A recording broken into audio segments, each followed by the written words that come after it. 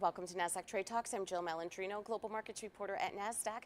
Joining me at the MarketSite studio, we have Rishi Khanna. He is the CEO of StockTwits, the original social platform for investors and traders. Rishi, it is great to see you again. Welcome back to Trade Talks. Thank you. And what a crazy time it's been, from the original social platform to the meme stocks of 2022.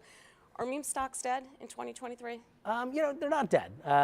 They are, I don't think we're going to see that 2021 GameStop like magnitude that we have in the past, but meme stocks are still around. The retail investing community is still very active, and, they're not going anywhere. And I think, it's a couple of reasons around that. One, just by way of anecdote, AMC still #1 most talked about stock on StockTwits 2 years running. So #1 in 2021, even above GameStop, and in 2022 it maintained its #1 position. So the conversation's still there. The discovery and the back and forth between the bulls and the bears is still there. And one of the other interesting points is there are meme stocks, kind of being discovered still or emerging on an ongoing basis. So while we talk about AMC, we talk about Bed Bath & Beyond recently has made a resurgence, or the GameStops, even stocks recently like Party City, kind of in the bankruptcy conversations. Carvana also in the bankruptcy conversations. Those are being discovered on the StockTwits platform, and the conversation is still there, very much in real time. It's got to be fun for the bankers trying to figure out these deals when they're Look, looking at the pricing there. But it really is interesting that the energy is as strong as ever on the StockTwits platform, despite the volatility that we saw in 2022. What continues to drive that? Well, I think it is, again, partially this, kind of push and pull between the bulls and the bears, and that conversation that's happening there. But also, there's one of the things I just mentioned, related to all these, like the Party Cities and the Bed Bath & Beyonds, one of the other interesting things, I think, is it's this Main Street versus Wall Street kind of aspect, right? And so, hey, people ask, like, why would you invest in a company that's going to go bankrupt, right? And there is definitely this disdain for short sellers, the disdain for Wall Street taking down companies, and it tends to be brand names, right? Hertz in the past, Party City right now, Carvana. These are names that people know, and retail names and stuff. So I think that, kind of aspect of it is also a big part, right? Where, the investing community is very much engaged and very much, has something to say about that to the world. Yeah, well, it's so interesting. I mean, Occupy Wall Street, over a decade ago was kind of the precursor. I was there, I remember. To this. I was working on 14 Wall Street right across from the exchange. I remember it clearly.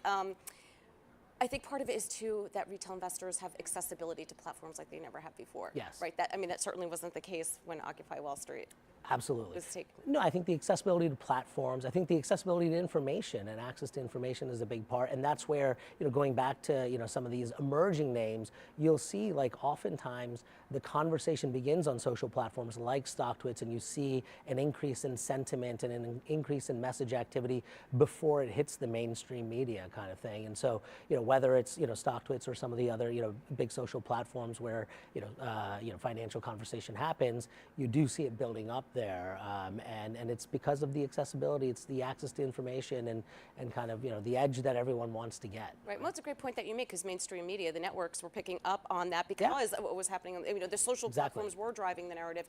Let's look at 2023. What are the trends you're going to be watching?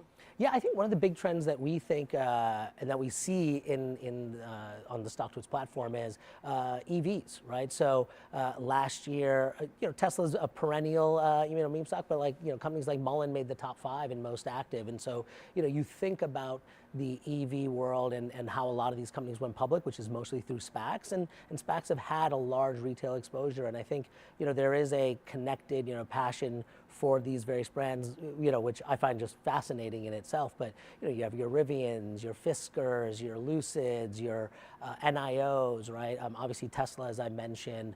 These are some of the most followed. I think across all the EV, like the top 5, 10 EV names, there's over 1 million followers across them now, and all of them have well over 50,000 followers. So the conversation around EVs is really fascinating, really passionate. Kind of bull bear conversations there, and people, kind of, it's like almost like sports teams in a way, right? You pick your, I'm a Fisker guy, or I'm a Lucid guy, or I'm a Rivian guy, right? Whatever it might be. So I think that's an interesting trend to follow for us and for the community in general. All right, Rishi, we appreciate the insight as always. Thanks for joining us on Trade Talks. Thank you. And thanks for joining me. I'm Jill Malandrino, Global Markets Reporter at Nasdaq.